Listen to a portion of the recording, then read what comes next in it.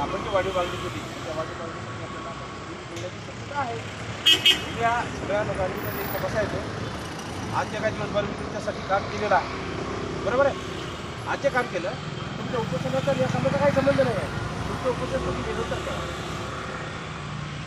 फक्त उद्याची बैठक झाल्याच्यानंतर तुम्ही सगळे आता उपोषणापाशी राहिल्यापेक्षा हे डेमोचे धरणे पाहून घेत बसा. कोणत्या विषयासाठी? पर्याय जागेसाठी.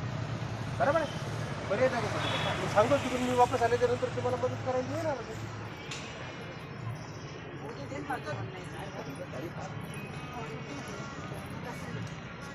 बरोबर ना.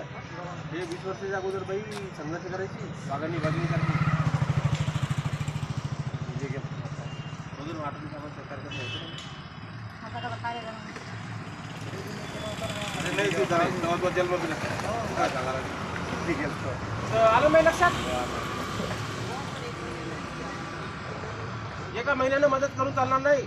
आता स्थगिती झाली की महिन्याभरात तेच काम करायचं तुम्ही की पर्याय जागा शोधते ती जाऊन बसली.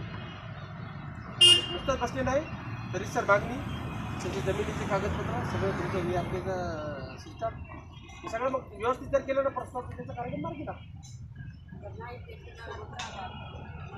जागा नाही भेटली तर दुसरीकडे देईल ना देऊ.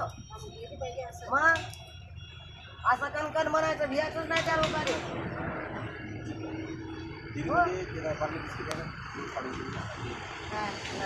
जमिनीची किंमत कमी आहे का वाशिम शहरामध्ये? जमिनीच्या कमी आहेत का प्लॅट? आपण प्रयत्न करू असा की तुमच्या उपोषणाचा आधार घेऊ, तुमच्या घराचं पुनर्वसन झालं पाहिजे.